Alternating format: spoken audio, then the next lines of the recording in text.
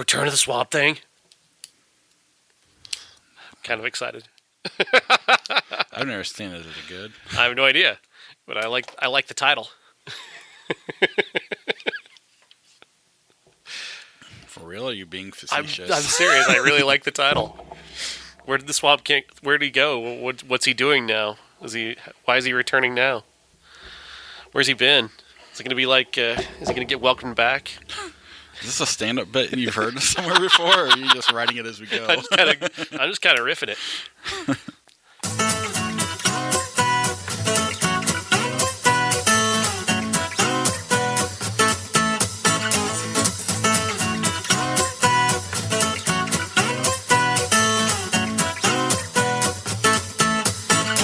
Welcome to the Everyone's a Critic movie review podcast. I'm your co-host, Bob Zerl. I get people off. I look for the one guy who isn't getting off, and I make him get off. With me, as always, is professional film critic Sean Patrick. I am the smart. I am the smart. S-M-R-T. I mean S-M-A-R-T. Obviously, Josh is no longer with us. We do have a bonus Patreon episode he recorded. So if you want to hear that, head over to Patreon or IHateCritics.net/Patreon to become a supporter. If you, in the past, have listened to our bonus Patreon episodes, I think the feeds have been jacked up because some of the podcasts I subscribe to, I had to reset my feed. So if you need help doing that, reach out to me and I'll help you get the feed squared away. And if you're on PayPal instead of Patreon, I can get you a link as well if you don't have it already. But it will be the last full-time Josh episode we go through every year from 1970, whatever Sean was born, through this year, and talk about our favorite movies. So it's kind of a fun, long episode. 76, whippersnapper. I was going to say 77. Well, that's right, because the Rocky Taxi Driver.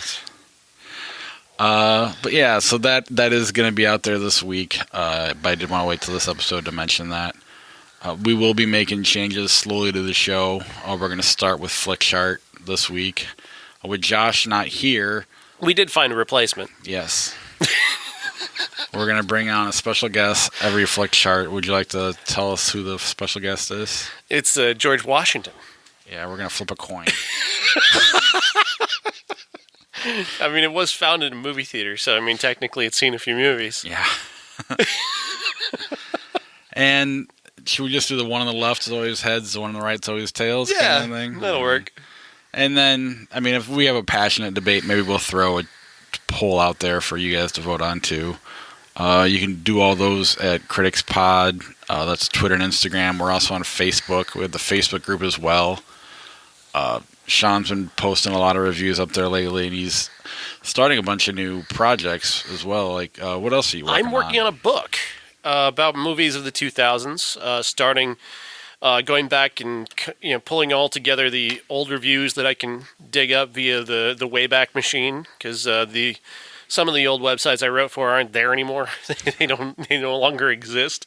So I have to kind of finesse my way around that and find the stuff that I've written about over the years and trying to get that all back together. But there are also a bunch of movies that I didn't write about at the time. So, like Supernova, which I wrote about this week, which is a bizarre little Walter Hill gem that he took his name off of. I found out that if you give it 20 years, Freddie Prinze Jr. doesn't suck that bad, which is something. That was fun to learn. And Scream 3, after 20 years, does not hold up. So there's that, too. Wow, you had to go back and watch all those. I had fun, man. That was fun to do. I had a lot of time this week. Scream 3 was, I think, my introduction to Jay and Silent Bob. I knew of them, I think, but that was when they started clicking, and then I kind of went backwards and watched everything else they did. So that was OG. I was back there watching Clerks in '94 and getting nearly thrown out of college for bringing Clerks to a class for people to watch. And really? Yeah. Well, they were so mad. Like, this is so dirty. This movie's dirty. Why are we watching this? Like, it's hilarious. It's fucking funny. I was in junior high when it came out. Yeah. But other things going on with the podcast and in the news. Let's start with... we'll start with the one trailer I posted on Monday, and I tagged Sean in it, so he has no excuse to have not seen it, but he may not have seen it. It's called Murder Mystery. Murder Mystery. Refresh my memory. Jennifer Aniston and Adam Sandler. Oh, I did miss that one. Yeah, I totally did not. I totally did not watch that. It looks like a Jennifer Aniston and Adam Sandler movie. So it's gonna suck. But it's on Netflix, right? Yes. Yes! I win. I'll still watch it, just for the show. Yeah, and I also posted a video that Saturday Night Live did of like literally every Adam Sandler character getting together for a reunion. I've actually literally had that nightmare. I was like stuck in an elevator with like little Nicky and Billy Madison, and it's just You were like Kenan Thompson, like okay. But yeah. I mean, Sandler was pretty good on the show on SNL Really? this week. Especially I mean, he reprised the Farley tribute that he's done before, and that was pretty awesome. Which I've never watched. That I know it's on Netflix, and I kind of feel like I want to. I keep forgetting to. Was he promoting this Netflix movie? When is that? I didn't watch it. I just saw the clip on. I was wondering why he was on there. It was like seemed like just random. He hasn't been back since he got fired. I know that. So I don't. It was kind of a big deal. I mean, he must be promoting that Netflix movie. Usually, when we get that trailer, it's out in a couple of weeks or a month or so. That's true. Yeah. They do tend to make the Adam Sandler ones kind of an event. Netflix is so weird. You'd never. I mean, you could. I guess if you're like on the app every day, maybe you see that they've got something premiering soon. But outside of that, I never know what their schedule is. Like I had no idea the Zac Efron movie was out this week. Yeah, I thought that movie was going out theatrical. I thought that was going to be in limited release and kind of move out to theaters. No, Netflix bought it apparently, and that's even The Irishman. I was listening to Erwin Winkler on Mark Maron's podcast, and I think they're going to try to release that theatrically before Netflix, or maybe along with it. I don't know how that'll work. Well, interestingly enough, Netflix is buying a theater. Have you heard about this? They're buying their own theater in Los Angeles so they can show their movies a week before they premiere them, and that technically they get around the Academy rules. That's nice. Because Erwin Winkler claims that The Irishman is better than Goodfellas. He's got the cast, the director, and I'm curious. I'll give you that much. But I'll believe that when I see it. Yeah, Goodfellas I've heard that one is before. pretty. It's one of the best, if not the best. I did go camping this weekend, and some friends around the campfire said, I know you guys talked about that movie 43 on the show. What did you guys say about that movie? Because it's hilarious. And I still have yet to see it, but I remember Sean called that the worst movie of the year. Among his worst of all time. Because that was week 1 or 2 of the show. Early on. And I walked in here, and I walked into the old studio, and mad. I was depressed. Oh, that's right. I was so sad having sat through that movie. It depressed me with how terrible it was. It was insanely depressing to try and sit through a movie where Hugh Jackman has balls on his chin, and everybody thinks that's funny right there. It's hilarious. When you're drunk around the campfire, that is hilarious.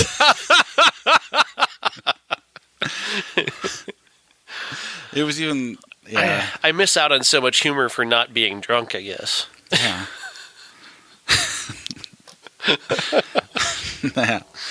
I mean, they did purposely make that movie pretty much to piss critics off, so fuck them, I guess.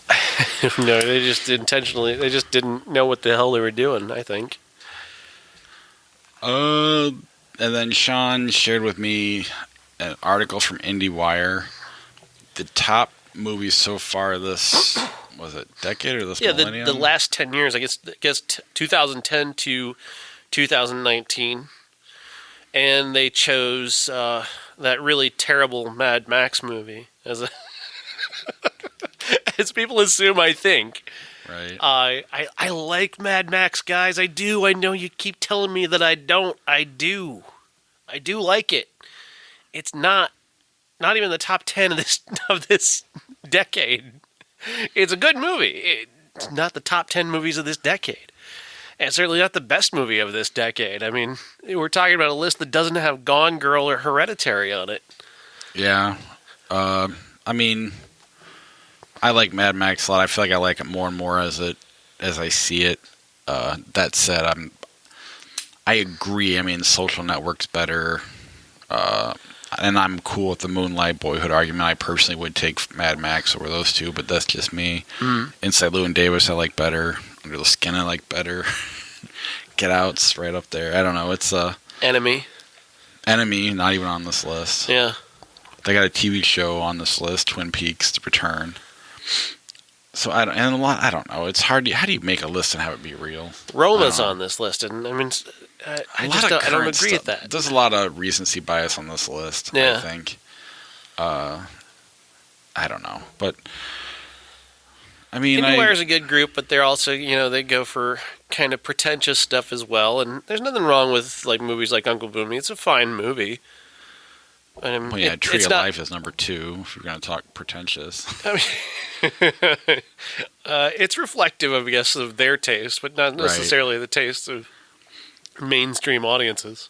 And I guess with Mad Max as a mainstream movie, I'll take it over the Avenger movies any day of the week. I'll take it over the Star Wars, Mission Impossibles, Fast and Furiouses. Is that the right plural? But I don't know. Calling it the best. It's kind of like when I get mad about Josh bringing up Black Panther as a real movie, or even you for that matter. It's not. I like it a lot, but let's not put it in the same conversation as Star is Born or Hereditary. Yeah, that's just me. But yeah, that's our news. Anything else you want to talk about before we get into the show? Not really. I mean, trying to decide which streaming service to get, I guess, is kind of becoming more and more of a thing. Because honestly, I mean, today was the first time I've opened the Netflix app in weeks. Like, I rarely ever watch Netflix, and sooner or later, then it's going to be all original content, which is interesting. But I mean, you can't find anything on there anymore when it comes to old movies. Like, I watch a lot of like I'm with my book, I haven't yet to watch a movie on Netflix, which is weird. But you try to decide, like, do I want to get HBO because that's got movies that I want, and Cinemax has their own thing, and then now, of course, Disney comes in right at the perfect price point. They're coming in at $7.99 a month. Yeah. And given the amount of content and the amount of stuff that they own, that's going to be hard to pass up. But at a certain point, how much can you pay for how many streaming services? Well, when you had cable, not you necessarily, but everybody else, I don't know your cable situation or everything. But I mean, people were paying $100, $120 a month. Yeah. So, that's, 7 or 8 Netflixes. So, I mean, it's kind of just going to go back to that. It's basically what's going to happen. Well, you're going to get to pick and choose what you want. So, in a way, I like it. I'm sure I'll be able to figure out something for the podcast. Maybe have a podcast account or something like that. That might be the way to go in the future. We'll do illegal watch parties on the Facebook page. That way, FaceTime or Facebook Live. I'm waiting for that day, man. The day that's going to happen in a movie theater where somebody's going to get. What's happening? It has to have, right? I've not seen it myself. I've not seen anybody streaming anything from our local theaters, but I just keep waiting to see it pop up somewhere on Facebook where somebody's like Facebook living a movie. I mean, I've seen Cub games, Facebook Lives. Oh, yeah? Not like somebody who's at the game, or? Right. And when I've seen people watching with a TV and doing it, too. But again, I'm shocked it hasn't made news yet. Somebody doing that with, like, Endgame or something. Yeah.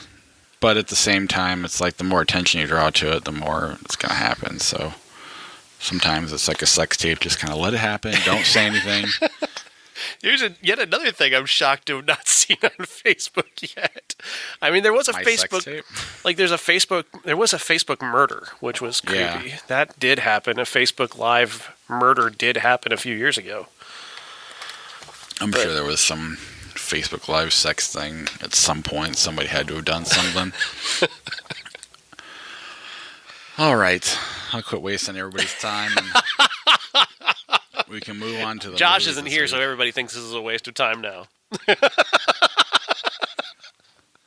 I mean, there are gonna be changes made, not drastic ones. Just kind of, we're gonna try to go, I think, more above board in terms of copyrighted material.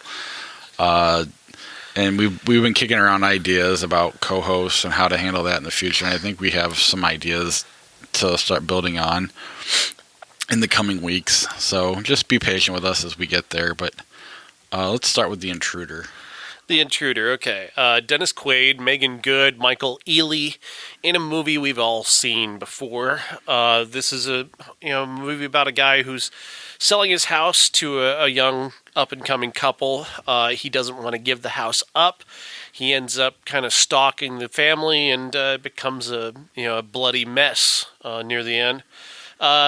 There's nothing really surprising here. This is Deon Taylor, who did Traffic, which last year was not a very good movie. And Deon Taylor's not a very interesting or inventive director. He basically likes making the same movie over and over again, using the same technique over and over again. The novelty here, I guess, is that Dennis Quaid is the bad guy, and Dennis Quaid is a unique, I guess, kind of bad guy. He's not a guy you see as a bad guy often, and so that makes sense. Michael Ealy needs to get out of this genre. I don't know why he keeps making these movies. He keeps getting stuck in this type of garbage over and over again. I think this is the fourth or fifth of these things he's made in his career. It's bizarre how many times he ends up being the guy who has to, I don't know, his wife or his girlfriend is being stalked by somebody, or he's stalking a wife or girlfriend, one or the other. Just a waste of a really talented guy in a series of this ridiculous genre. But he and Megan Good, and I think maybe they need to start looking at TV shows or something. If this is the kind of garbage they're going to continue to make when they're in the movies, they need to find a nice television vehicle to carry their talents, because they're wasting everybody's time making movies like Intruder, which is just, there's nothing inventive, there's nothing creative, it's not particularly well shot or edited. In fact, it's edited so poorly. So they're set up, obviously, you know where, I'm not giving you any spoilers here. They're trapped in the house. Quaid is stalking them, trying to kill them. They're hiding. And the editing is so poor, you can't tell what their plan is, or any kind of idea what they're trying to do with this hiding that they're doing. And really, the tension should be in whether or not their plan is going to work, but we have no idea where they are in relation to him because the editing is so poor. We don't even realize whether or not they're in the same room as him, and that really takes away from the tension, because our mind is trying to put together the pieces, and we can't keep up because there's no through line. The editing doesn't create a situation of spatial relation between the characters, and so you're kind of left lost waiting for something to happen. And then when it does happen, it's not all that interesting, and then it leads right into the ending, which is really dumb. It's a really dumb ending. It's just something happens, he says, guy says a line that's like one of those action movie lines, and then ending, and then loud rap song, and we're done. Loud rap song. Yeah, I mean, it's successful. $8 million budget, made 11. I mean, the audience that it has will not be listening to the show, so I'm not worried about offending anyone. But it is weird. We talk about movies like Triple Frontier, and even the movie we're going to get to later on, Extremely Wicked, Shockingly Evil, and Vile. Movies I would have gone to the theater to see, and they came to Netflix. But something like this, I mean, maybe it's the fact that I wouldn't watch it on Netflix either. So yeah. And it may get lost in the shuffle stream, and maybe that's why it has an appeal while on week 2 of Avengers. Yeah, I mean, you make a movie for that little amount of money and that little amount of marketing layout. I don't think they paid all that much for marketing on that movie. Yeah, I mean, it makes sense to put this out theatrically, I guess, even though it's such a terrible movie. It doesn't really do anything for them in terms of the creativity, but like you make a movie at a particular price point, it's not as hard to make money back on it. I mean, Traffic probably did the same thing, and Traffic is real, true garbage. Let's move on then to Long Shot, the Seth Rogen, Charlize Theron. Yeah, long shot. This is a really fun movie. I really like this one a lot. Charlize Theron and Seth Rogen. Charlize Theron is the Secretary of State. She's about to run for president, and Seth Rogen is is somebody she knew as a kid. They went to school together. He was a little bit younger than her. She was actually his babysitter, and they hook up again after he just quit his job. Sort of, kind of. He was fired, quit his job as a journalist, and for a really left-wing paper that gets bought out by a right-wing magnate, kind of like a Andy Serkis playing one of the Koch brothers. Both Koch brothers rolled into one.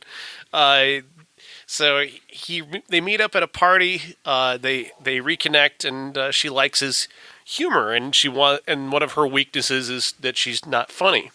So she brings him on as a speechwriter, and the two begin to develop this very unique relationship that is really very unexpected, because the movie plays it a little too hard with how unattractive Seth Rogen is, especially compared to Charlize Theron. But I get it, and it worked for me. I bought the chemistry between these two very much. Part of it is because she's a great actress, and the other part is because he's incredibly charming. He really is incredibly charming, Seth Rogen. I really enjoy just his vibe and his persona, the way he speaks. Some of his humor doesn't really fit this character. Like, you see samples of his sort of journalism, and he's got like 4-letter words in the title, which would probably never happen. And I'm guessing that wouldn't happen, like even in the Village Voice. Probably not going to say fuck. Just guessing. But they're there anyway, and that does get a laugh. But at the same time, it does detract from the reality of it a little bit. But his way of speaking, his manner is still charming, and it's very Seth Rogen. You know, he's not stretching. There isn't really much beyond the Seth Rogen-ness of this character. So Charlize is doing a lot of the heavy lifting, but she's, an incredible actress, and she sells all this, and she sells the chemistry between the two of them. She sells that this woman would be attracted to this man and would be in these situations. And really, that's really the key to the movie for me, is that she makes it. She makes you buy in that his charm would be enough for this relationship to work, and I really appreciate that. The movie's over long. It's 2 hours and 21 minutes, which this movie can't really sustain 2 hours and 20 minutes. This movie needed to be under 2 hours, really. Pushing it to 2:21 really does drag it out. There are a couple scenes you could probably cut out of this movie and make it tighter and maybe a little bit more enjoyable, but the laughs are so big that in the end, I didn't mind the length all that much, even though I was kind of checking my watch toward the end. But this is a really fun movie, and it's a really funny movie, and it's good romance. Yeah, she's one of my favorite actresses right now. I wasn't a big Atomic Blonde fan, but because of her, I was excited to see it when it came out. Obviously, Mad Max, she was great. She's just been pretty solid a lot lately.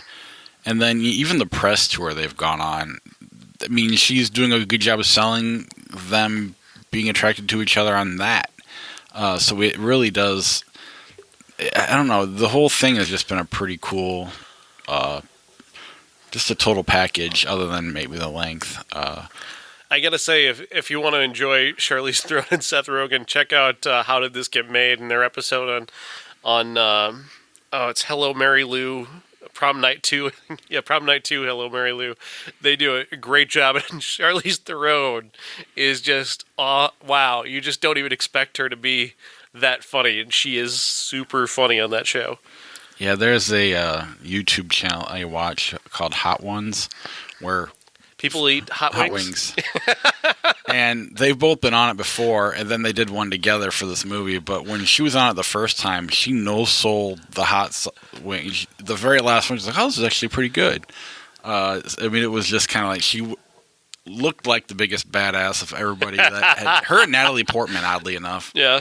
You get all these guys. Most of the guys can't even finish it. It's pretty insane. But she was fun to watch on that. And then the one she did with Seth Rogen was a lot of fun. I've just enjoyed the entire... These two together, the chemistry, the interviews, everything they do has just been a lot of fun so far. So beyond the movie, it's been fun for me watching them together. Jonathan Levine's the director. There's not much in his over that really would indicate anything great. And certainly I think he's probably the biggest issue with the movie, just because he needs a little bit more seasoning. He needs a better editor. He needs somebody to rein him in a little bit. Yeah, and certainly Seth is not the guy to rein anybody in. He loves to riff. Right. I mean, you look at an Apatow movie, though as good as they are, they tend to run long, too. They're not very tight. They just happen to be entertaining the entire time, so it doesn't matter. Yeah. But yeah, if I look at all the movies I've seen of his, even the ones I like 50-50, still probably could have cut a little out of that and tightened it up a little bit. Snatch definitely needed it. Oh, yeah. But I don't know. I'm glad that they're having success, and it's a perfect time to release it, after Avengers Endgame. Maybe. I mean, it kind of tanked. Is $10 million bad for this? It's a $40 million budget. They're kind of concerned that they spent a lot of money on advertising. Yeah, too. So they're kind of concerned. They did not want to finish behind Intruder, and so it doesn't look good. Yeah, and they had more. They had 1,000 more. Yeah, they had a lot more screens. Yeah, which is unfortunate. This is a really good movie. People need to see this movie. It deserves better. I do think it'll pick up stream or pick up a new life on streaming though with these two. I mean, Rotten Tomatoes. I mean, critics loved it. It's like 89% on Rotten Tomatoes. So I was really surprised it didn't do better. But I think I think maybe releasing anything against Endgame in the second week was probably going to be a rough go. I mean, Endgame still sold out this weekend. It's already the number 2 movie of all time. I know. It's insane. To the point where Avatar fans are now coming out of the woodwork. Have you noticed this?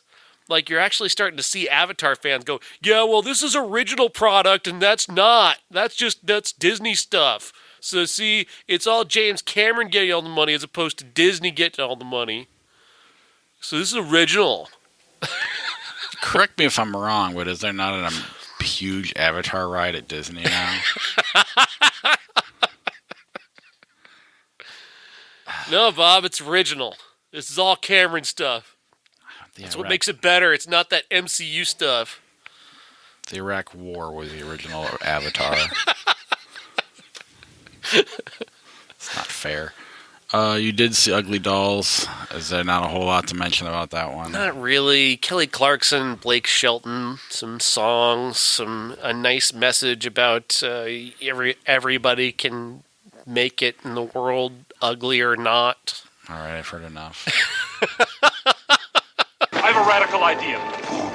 We'll cross the streams. Excuse me, Egon. You said crossing the streams was bad. Cross the streams. You're going to endanger us. You're going to endanger our client. Not necessarily. There's definitely a very slim chance we'll survive. Extremely wicked, shockingly evil, and vile. This is Zac Efron as Ted Bundy, which was an interesting casting choice for sure. A lot of people thought that maybe he can't act, and I think in the past he's actually proven he can. Yeah. I think he's shown that multiple times. Really, he's gotten better and better each time I've seen him. I mean, Baywatch was a step backwards, and Bad Grandpa was a kind of a mistake. But other than that, he's pretty good. But the movies were mistakes. I mean, he played his part in those movies fine. Yeah. But yeah, he was great in both Neighbors movies. So. Right. I mean, he held his own with Seth Rogen, and I mean, he looked phenomenal in Baywatch, and I mean, he did as good as The Rock did. And Dirty Grandpa was Dirty Grandpa. It was more of a director issue, I thought. But what'd you think? This is really good. Joe Berlinger, when he wants to be, he can be really on, and he's really on in this one. This is a very interesting movie, and what's interesting, really, is that it doesn't have any gore. There's no lingering shots up until right at the end. They keep everything close to the vest. And that ending has a punch to it. And Lily Collins really sells that extraordinarily well. But we go back to 1969 when Ted Bundy met a woman who almost became his wife. She actually turns out to be the person who helps him get caught. Basically, he's kind of starts... it's weird how it starts, because we don't even really realize he's a killer early on. I mean, obviously we do, but she doesn't. He doesn't even really get started, actually, with the killings that we're aware of until about 1974. And that's about 5 years into this relationship with this woman who has a daughter, and they seemingly have this perfect life going. Then he starts going to law school, and he goes to Utah to go to law school, and that's where, suddenly there were murders back where he was, and now there are murders in Utah, and suddenly he becomes the prime suspect. And this really picks up with that right away, because right away he's in jail in this movie. He goes to jail pretty quickly, and then he's in court. He's in court for abduction charges, and then Colorado, and then escaping, which he escaped twice from prison, which I thought was really well depicted in these two movies, how he did that and what he was doing during that time. I thought it was really interesting. And then when you get to Florida, the movie really gets this extra kick to it, and there's a really powerful stuff. Really lots of great details. I love the courtroom stuff. I thought Jim Parsons was great. Yeah. I was not expecting it because I keep calling him Sheldon, from Big Bang Theory, but he really steps out of that in this one and really shows a lot of range and a lot of wit. And then John Malkovich shows up, and John Malkovich is awesome. He gets the role of the judge who actually has this line in the movie, and you see at the end, Berlinger was really journalistic and trying to recreate the most well-known moments of Ted Bundy, to the point where he's like actual dialogue and staging even. Yeah, I mean, you mentioned Malkovich and Sheldon and John Parsons, and I mean, yeah, James Hetfield was one arrested. And he's really good, though. That was a good scene. All of it was really good, but you do have that initial distraction, but it does fade. I didn't recognize Hetfield right away, though. I mean, I know you probably did, but I didn't. Well, I also knew he was in it. Yeah. But, yeah, I mean, just when they all popped up on screen, there was that initial, like, okay, I'm fighting through this. But you're right, all the performances were great, to the point where, now it's just another actor playing the role, and you're not watching, this is the guy from The Big Bang Theory, or there's the dude from Rounders. Or Haley Joel Osment, the kid from Sixth Sense. Yeah, and it was just, I was shocked at how much I liked it, and it's one of those where people don't want this movie made, because how can why do you gotta relive these gruesome murders and whatnot? And I guess I get that. I don't take that side. That's just kind of... I would understand that argument if it was lingering on the blood and guts and actually, him committing the murders, but it's not lingering on those things. But, and I mean, even making people relive it by having to have this be back in the, he did the documentary as well. It was on Netflix earlier this year or something like that. Joe Berlinger did. And so I get that argument, I suppose, but that aside, that has nothing to do with the movie itself. And I was just kind of shocked at how, I mean, you never really see him do anything. We all know he's Ted Bundy, so we know he did it. But they do, he raises that enough doubt where you sit there and you just start watching the movie for what it is, and you're not remembering the news articles and the reports and the footage from way back when. You're just watching it almost like it's happening for the first time. And I think that's pretty impressive when you have, a character of this magnitude, of a guy that's almost a household name in terms of serial killers, to pull that off and to make it interesting and in good taste at the same time is quite a feat, in my opinion. So I highly recommend seeing Extremely Wicked, Shockingly Evil, and Vile. I mean, back to your or go ahead. I think part of what the problem that some people have with this movie is that he is extraordinarily fair to what Bundy was saying, to the point where it almost coincidental that there were murders where he lived, and then there were murders in Utah, and we never saw him in Colorado, so we don't know that when that happened, at what point that took place. Right. And the murders in Florida, there's a point where one of the police officers actually said, well, we don't have any fingerprints at the scene. And it comes down to this really, I mean, it's one piece of evidence that is powerful, but at the same time, like, that's tough. That was the one thing, this bite mark on a woman's backside, that was the one thing. Like, oof, that is rough. Yeah, especially in this day and age, man, people would have a hard time with that. If you were more exposed to it. Right. But, and so what they do is they make they show the human side of a serial killer, which I guess can annoy some people.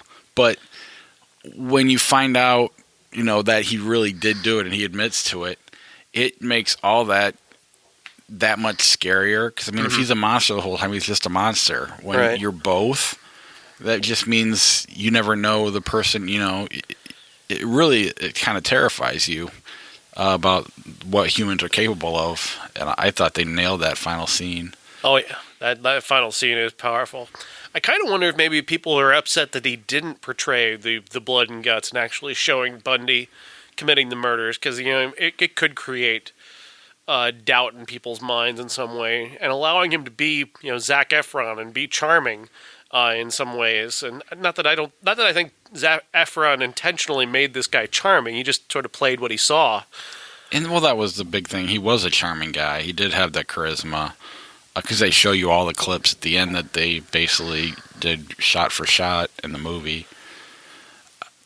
So but I was reading along on Wikipedia as I watched it, trying to make sure, trying to see how accurate it was. And one thing that they don't talk about are the heads. How it talks about it at the end, but him taking the heads and keeping him at this apartment that he was keeping in Utah. That's a pretty big detail. Right. But a lot of it is so much through his almost wife's point of view. It's not completely that way, but you really are. I think it's based on her book and portraying her perspective, because she never saw any of that. Right. To her point, and to the point of, I guess, that what would be her book, is that she never saw any of that until that final moment. Right. And that is a hell of a moment. They really do nail that with the envelope she gets from the cop and holding on to it and not being unwilling to look at it and then showing up with it. And yeah, that is a hell of a moment. And Lily Collins really fucking nails it. Yeah. And Zac Efron does too in that scene where they're talking to each other. I'm glad they didn't reduce it to a Jason or Freddy type thing, which I think you could. It's so easy to do that with serial killers. But no, I've always been a Joe Berlinger fan, usually better documentarian, I guess, than filmmaker, but still, he knocked this one out of the park. You could tell this is a passion project because he did do a documentary on this, and he's really spent a lot of time with it. But I recommend watching it. It is just extremely well done, and it's on Netflix now. And yeah, I had no idea. And the only reason I knew is because my wife wants to watch Dead to Me or Dead. I don't know what it is. The Christina Applegate, Linda Cardellini show. Very good. And then watching that, this popped up. I'm like, I've been wanting to see that. Wow, how is that here already? So I text Sean, and Sean's like, "Really? That's out?" I thought it was going to be a theatrical release. Honestly, I had no idea that they bought it. And I'm glad he watched it, because me trying to describe this movie on my own would have been a disaster. But yeah, it's on Netflix now. I really recommend seeing it. Ladies and gentlemen, this is the main event for the linear, legitimate, and universally recognized Undisputed Classic. The Candidate. Yes, The Candidate with Robert Redford playing a guy who he comes from a political family. He's really handsome. 1970s, Robert Redford was one of the most handsome men in the world. And he's not a politician when we meet him, but we got the character played by Peter Boyle, who is a political operative who shows up and wants him to run for Senate against this conservative Orange County Republican. And he thinks that, hey, what do we got to lose? You're going to lose anyway, so just go out there and be the liberal that you are and talk about your liberal projects. And the movie proceeds from there with him deciding to run and making speeches, reaching out to people, failing, succeeding, that kind of thing throughout. And really what I came away with is that this isn't a very good movie. I was really just kind of waiting for something to kick in, waiting for something to happen in this movie, waiting for it to make a fucking point, and it just never does. I wanted there to be some kind of turn at some point, like maybe he's so disaffected and he becomes a man of the people and they embrace him. No, that never really happens. All right, well, maybe he decides at some point, well, okay, I actually do want to win, so maybe I'll just continue to try and be more centrist, and you'll see politics begin to corrupt me. No, that doesn't really happen either. So what the hell was the point of this movie? What were they going for? What was the thing that they were trying to communicate with this movie? Because I have absolutely no idea. Now, this is what really irritates me about a movie like this is that a filmmaker makes a movie like this, specifically this way, for the audience to then project themselves upon it. So really, Republicans and Democrats can watch this and come away with different things and both feel like they've commented on the same movie. So Republicans can look at this and go, see, oh, look at that empty suit, that good-looking empty suit there. Yeah, that's exactly what liberalism is. It's just this empty image. And then Democrats can look at it the other side and go, oh, look at him lampooning. See what he did there? He's lampooning the right there with that point. And look at the speech that he gave. Yeah, I see it. So anybody can write a think piece about this movie and be right, because the movie has no perspective of its own. It has no spine. And that's really what I came away with from this, is that this is a spineless movie. Yeah, it's hard to say what the point is. I think the whole point of everything was literally the last line, what now? You know, and that, and I think that's their way of saying politics is going to corrupt him. But how much of that are you projecting upon the movie? Right. I'm more or less projecting on the filmmakers, thinking I think that's what they're going for. I don't really, it's hard to know. This shapeless void of a film. There's nothing. They don't have any courage to their convictions. There's no courage in the way he speaks, and the way that they have him speak, and the way they portray him. You sent me an article written by Bella Abzug, and she didn't really care for it either. She found it boring, but she said something along the lines of this is about basically the people who like this are the people who have no hope. And in a way, I'm one of those people, I suppose. I'm not going to say I like this movie because it wasn't entertaining enough for me to like, but I'm one of those people who don't, I see certain things. I lean left, but I see things that the left does, and I'm just like, let that one go and just get them next time. And maybe I'm wrong in that, but that's kind of my approach to things. So in a lot of ways, I lack hope. But even then, I still didn't find this movie to be that entertaining. But if you want to talk more about the article. She was talking about a number of different aspects of this character that are lacking, and this portrayal that is lacking, and the reality that it lacks. Like, he never worries about money for a second. There's no discussion. Maybe one scene comes up where it's him raising money, and we don't even see it. It happens off screen. And I thought that was a very, very interesting point about the way this movie lacks detail and lacks true care with this character. Robert Redford is one of the most passionate liberals on the planet, and you've got him giving speeches that sound kind of like Robert Redford would sound as a politician, but there's just there's an emptiness. The way that the camera is pulled back from him, the way the filmmakers take no perspective, whether they're not judging him, they're not judging his opponent, they're just kind of like leaving this void because they want you to project yourself into this. And there's nothing. That approach can work, but it doesn't work here. Right. Yeah, I was going to say I'd almost prefer that, but you're right. It doesn't really work here. Maybe it did at the time. It seemed to get decent reviews. Well, that's the thing. That's the other aspect of this. When I talk about the lack of courage, you're talking about a movie that was made the year that Nixon's running for re-election.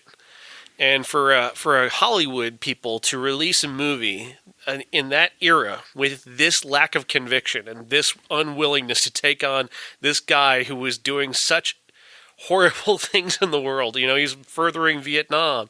And granted, we didn't really know he was a criminal at the time, but we knew that, everybody knew that he just didn't seem like a good guy based off of Vietnam and other aspects.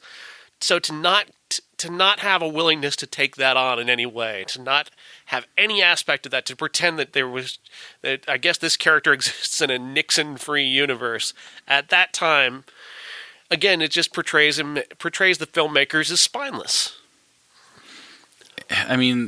a movie I much prefer, and it's not necessarily a great movie, I just find it entertaining, as A Distinguished Gentleman with Eddie Murphy. I just, he gets elected because he has the same name as a guy who's already a politician, so he doesn't have to really raise money. I mean, obviously none of this, it's like a perfect world kind of a movie, but at least it was entertaining. You have Eddie Murphy and the jokes and all that, and this just was kind of dragged and bored me.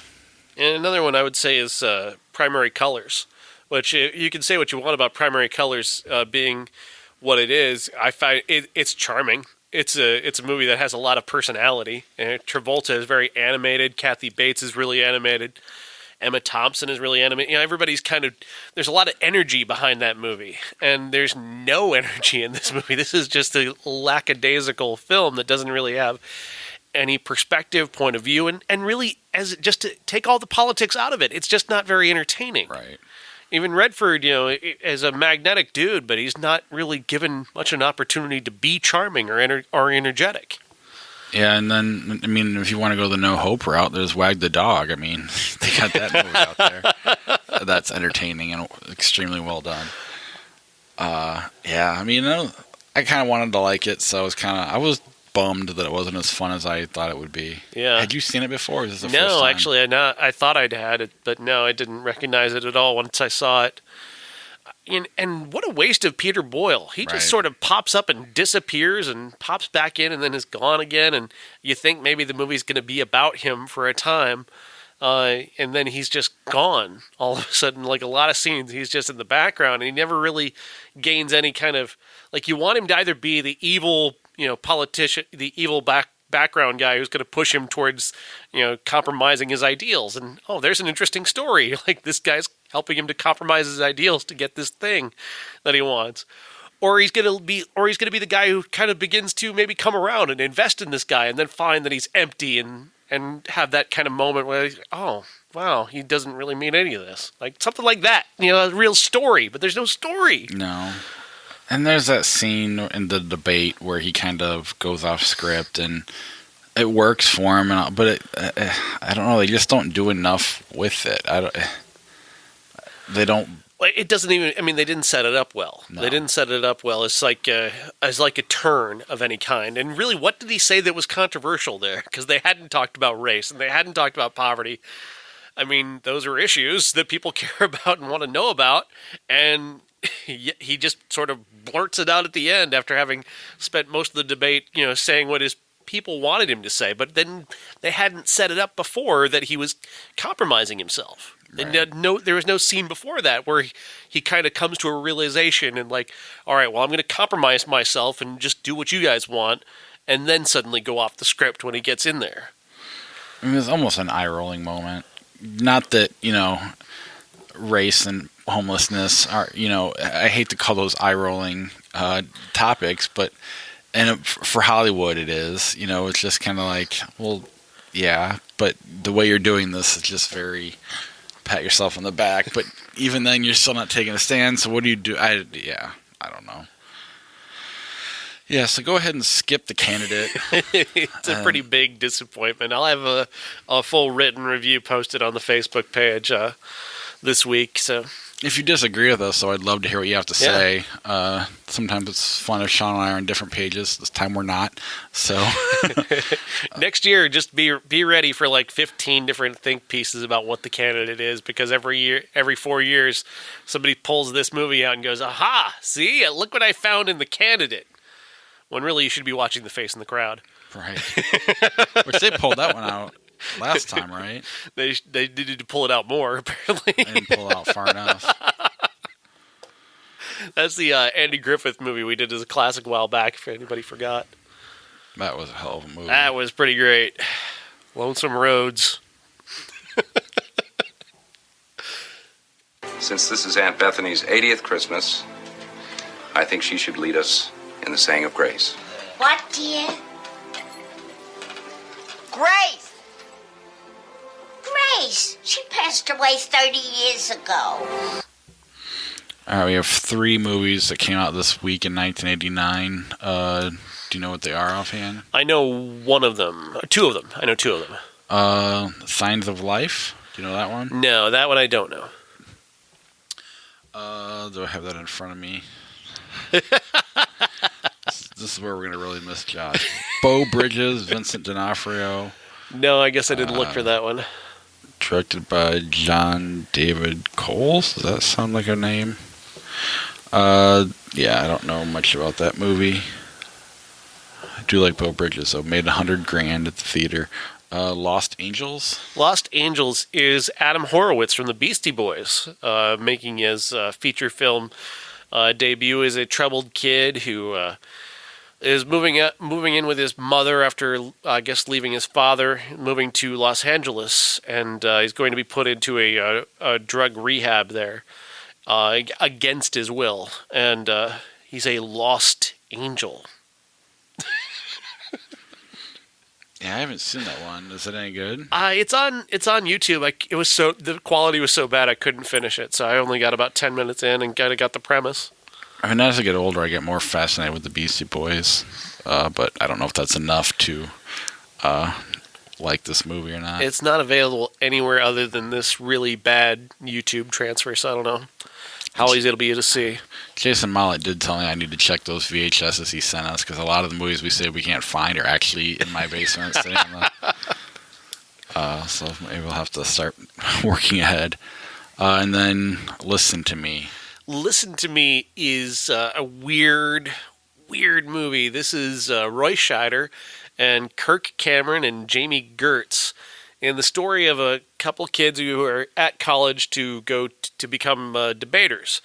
And debate at this particular college is bigger than football, so it's like a big deal that they're going to be on the debate team. There's a superstar debater who's on the team who... His arc is that he's arrogant, but that he's a really good debater, and he wants to quit to become a writer, but he can't quit because he's too much needed for the debate team. Kirk Cameron is this young up-and-comer, so freshman. He's got a bizarre Southern accent for no good reason, just a really terrible Southern accent that really drove me insane trying to watch this movie. And Jamie Gertz is his... love interest in the film and his rival. She's going to be his debate partner, and they're going to debate issues. And one of the things that they end up debating that becomes kind of the second and third act really is abortion. And it's debated in a very raw fashion where they're talking for and against and talking about it in ways that are like movies don't talk about abortion like this. And the final thing is a debate over abortion, and being that it is Kirk Cameron, it is him coming out against abortion, and actually turning the entire room around with him with his debate and his point, which is interesting at the least. I mean, I disagree, but I mean it's very interesting that the argument that they make, and I just wish he hadn't made it as such a bad actor. It would be much more interesting from a much better actor who wasn't then burdened on top of being a not great actor, burdened with this bad Southern accent that he's got to carry throughout the entire movie. Weird movie. I didn't realize it's apparently R-rated because there's boobs right away. I mean, I thought this was going to be like an innocent Kirk Cameron teen comedy, and it's very serious, very self-serious, and also just boobs, just right there. Off the wow, okay. Kirk Cameron's not all bad. Next week in '89 we got a lot more movies. Adam Sandler's debut in Going Overboard. Earth Girls Are Easy, one I've seen. A lot of great, not great necessarily, but famous people. Jeff Goldblum. Right, Jeff Goldblum, Gina Jim Davis, Carrey. Jim Carrey, Damon Wayans. Yeah, it's a fun little interesting I think Julie movie. Brown might be in that one. Is Julie Brown in that? I don't know. Yeah, A Return to the Swamp Thing. I can't wait. I'm dying to see that movie. Great title. Where was the Swamp Thing? What's he doing? What's he returning from? And then See No Evil, Hear No Evil. Gene Wilder and Richard Pryor? Yeah. That was a really bad one, I believe. But I think Kevin Spacey's in that. I think that might be a debut for Kevin Spacey. Really? Wow. That'll make it fun. Next week in the theater, we got The Hustle, Pokemon Detective Pikachu, and Is that Ponds. next week? Oh, wow. I believe it is, unless I made Detective a mistake. Pikachu is next week? I had no idea. But yeah, The Hustle is Anne Hathaway and Rebel Wilson with a take on Dirty Rotten Scoundrels, which is a movie I guess we're going to get to at some point. Or did we already? I don't remember. Is that coming up, or is that one that's already in the past? I can't remember now. It's Steve Martin and Michael Caine in that one. But, and then with that movie's based off of another movie that was a few years back, or way back, with Marlon Brando and David Niven, called Bedtime Story. Bedtime Stories for grown-ups. So I had a hard time finding it on IMDb without putting all that in there, because there's a lot of movies called Bedtime Stories. So yeah, I'm looking forward to that. I always liked Brando, although I'll be honest, the older I get, the more I kind of like, he's kind of a turd. I don't know. I mean, Last Tango in Paris kind of that was rubbed me bad, the wrong wasn't way. it? And then, when you hear afterwards some of the stories, and I don't want to get all political and stuff, but he's not naked in it and she's naked the whole time. Kind of weird. Yeah, it was weird and creepy. Then you get all of his on-set stuff, like what he did to Frank Oz in the score. Have you heard that story?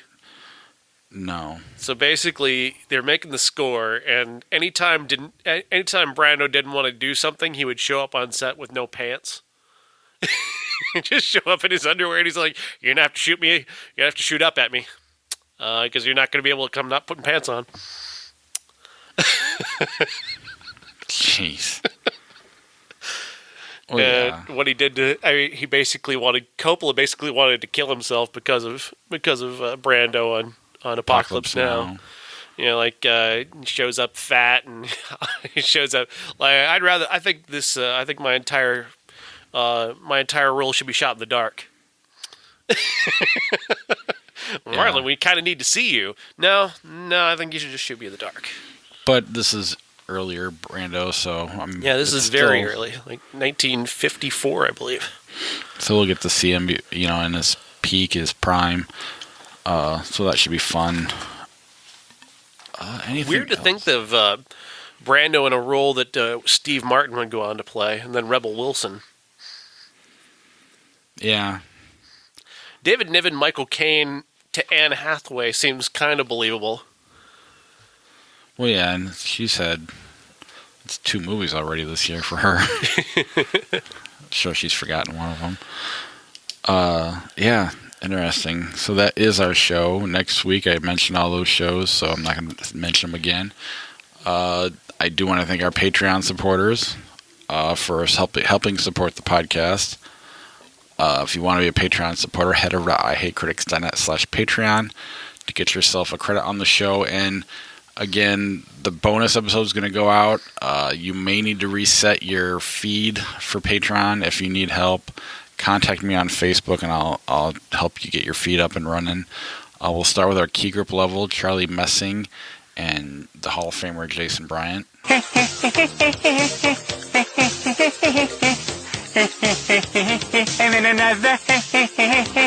Our character actors, Christina Cato, Josh and Beth Paul, and Cousin Jeff. I think this is the beginning of a beautiful friendship. I think I may have got someone to buy something from his TeePublic site. Nice. I'm hoping.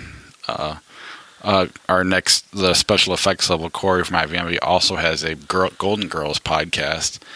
And since Jeff has a lot of Golden Girls stuff on there, I got him looking at his site to pick up some stuff. But we do have Corey from IVMV at the special effects level, along with Sarah Morrell. May the Force be with you. Our associate producer is Jason Mollett. Everybody has to eat shaving cream once in a while. And our movie stars Uncle Jeff and Dave Severs. I want the truth! You can't handle the truth! Again, if you want to credit on the show, ihatecritics.net/Patreon, or click on the PayPal link. There is the podcast merch. We also have a TeePublic page. We got 3 shirts out there. I have a couple ideas I'm kicking around in my head. Once they have time to work on them, or Sean has ideas, we'll sit down and try to make some more shirts for the show. Just potato chips is in my mind, and I feel like that needs to be a shirt. Potato chips and hand cream or something. or like some green soda. Crumpled up little. I was gonna leave it more ambiguous, but if you want to. Potato chips and Kleenex. If you didn't listen to this show, that sounds perfectly natural. It does. But yeah, things to look forward to. We miss you, Josh. But with that, that is the show, and we'll move on to. I can't really play our ending anymore because I forgot to cut out the three best friends part. Just two of us. So let's just jump into Flick Chart. I do have our co-host George Washington ready to go. And we will start with Zombieland versus Ice Age 2: The Meltdown. Zombieland. Fuck that squirrel. Dead Poet Society, what about Bob? Dead Poet Society. I agree. Night of the Living Dead, 1968. Jumanji, 95. Night of the Living Dead. I agree. Coin doesn't have much work. Notes on a Scandal, The Chronicles of Riddick. Chronicles of Riddick. I'll go with you on that one. I don't have passion one way or the other. The Professional or The Fantastic Mr. Fox? The Professional, kinda, even though I don't like either of those movies. I do kind of like The Professional, so I'll go with that one. Lord of the Rings, The Fellowship of the Ring, or The Swingers? Swingers. I mean, it's funny even when he's not here. Because it wouldn't have changed. Hey, that's true. That's true. Oh, this will be fun. Match Point or Fear and Loathing in Las Vegas? Match Point. I love Match Point. That's a great movie, right? Yeah. I mean, that's... I know we're not allowed to like Woody Allen anymore, but... I just try not to... I don't know. He's still working, so they haven't totally shut him down yet, so... But, man, that's Scarlett Johansson really... That's where I really became great. a fan of hers. Yeah. And we'll watch. I mean, she's a big reason I go to the event. Not just because she's hot, but I just enjoy her on screen. I think she's just a hell of an actress. That's a hell of a movie. Hellboy 2, The Golden Army, or 28 Days Later? 28 Days Later. I agree. Zodiac or Point Break, 91? Zodiac. Yeah, that was on Netflix. I hope it still is. I started watching that a while ago, but it's long. It is long. I'm going to reset Madagascar versus Duck Dodgers. Two cartoons. John Wick Chapter 2 or Lord of the Rings Return of the King. I haven't seen John Wick, so I'll just let you pick. All right. I mean, I don't know. Rocky 4 versus the Da Vinci Code. It's Rocky 4. You and I do agree too much. It's weird.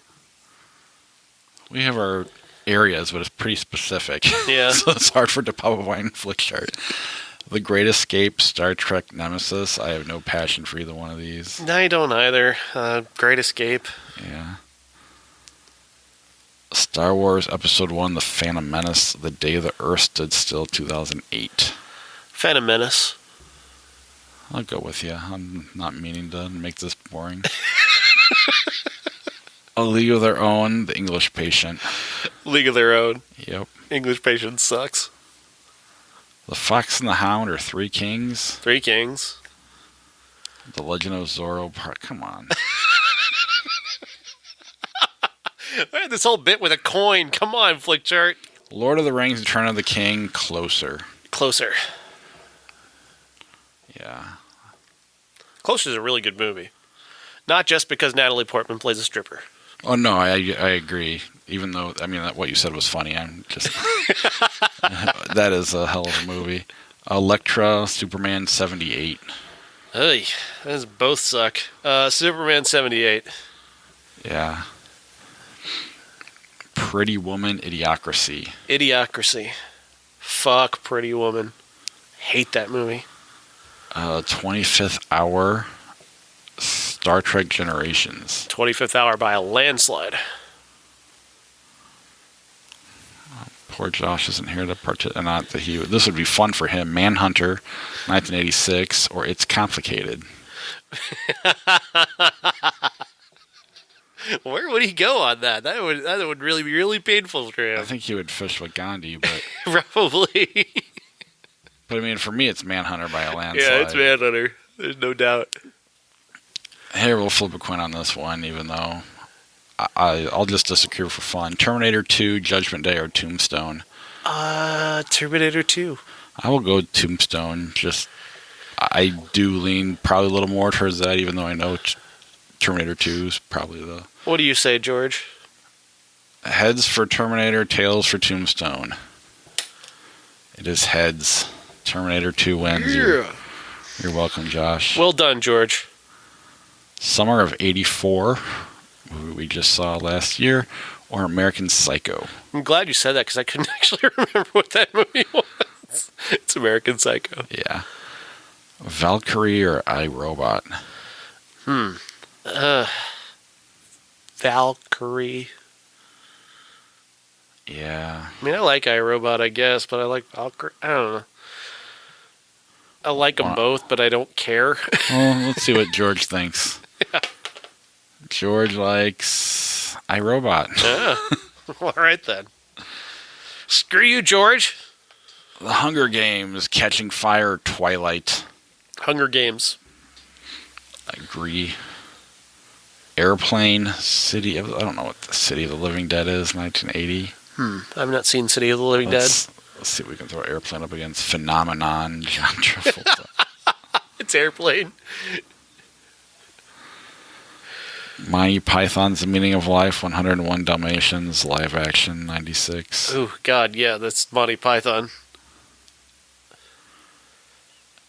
Live action 101 Dalmatians is brutal. Just pointless. Yeah.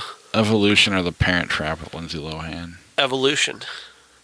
That's one of those movies I'm almost ashamed how much I like and watch that movie. It's like I rank it right next to your Who's the Man thing. Like Really? I watch Evolution a lot, and just David Duchovny's butt just makes me laugh every time. He does this bit where he just moons everybody just for no good reason, and it just kills me every time. There's nothing funnier than a good moon. This one should be closer, but it's not. Or maybe it shouldn't be. The Sound of Music, Casablanca.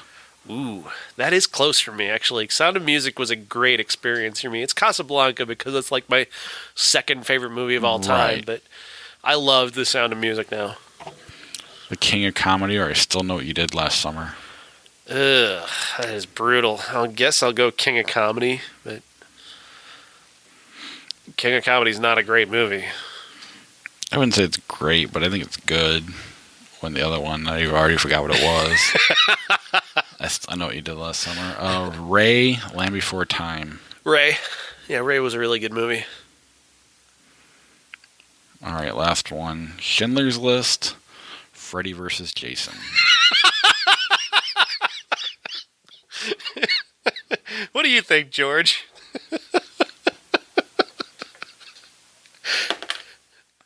Schindler's List.